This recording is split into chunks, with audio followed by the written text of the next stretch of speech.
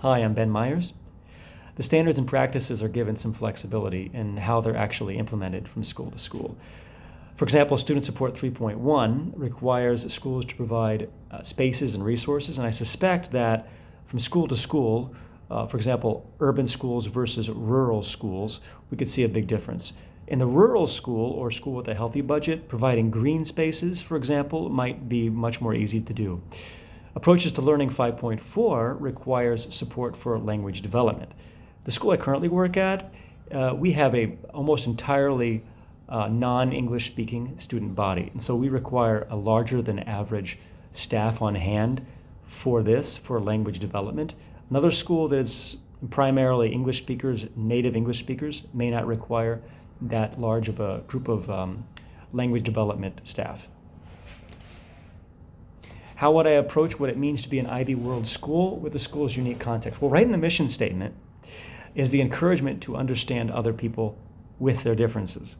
And so at the very heart of IB is this idea, this global-local relationship or tension between the two. And I think that of all the learner profile traits, therefore, a visitor could possess, maybe open-mindedness is at the top. So it'd be important for me as a school visitor to make sure I'm studied up on the school itself, its context, its regional and local culture, so that I'm prepared before arriving. While on visit, what aspects of the IB mission would I model? Well, since the IB expects schools themselves to rigorously assess students, I think it's important that the site visitors rigorously assess the schools according to the standards.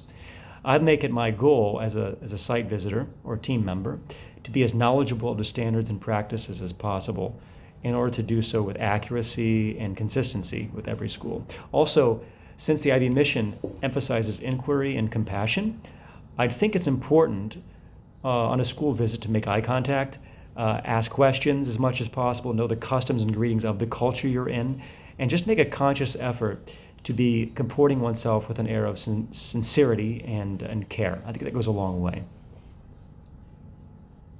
What qualities would I bring to the role of a school visit team member? Well, I've taught for over 15 years around the world and in public and private schools and at many grade levels. By now, I'm pretty used to working with a variety of cultures, students, colleagues, and school leaders.